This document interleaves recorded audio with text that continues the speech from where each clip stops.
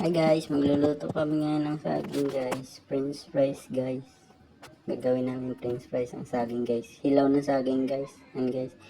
Hindi ko na pinakita pagbalat guys kasi walang maghawak ng video guys. Yan guys. Kinakain na ng mga bata guys. May luto na agad guys. Yan. Sarap yan guys. Subukan nyo guys. Asin lang. Tsaka oil at cheese. Yan lang guys yung ingredients niya guys. Masarap guys. Subukan nyo guys. Magluto guys. Magugustuhan ng mga bata guys. Yan.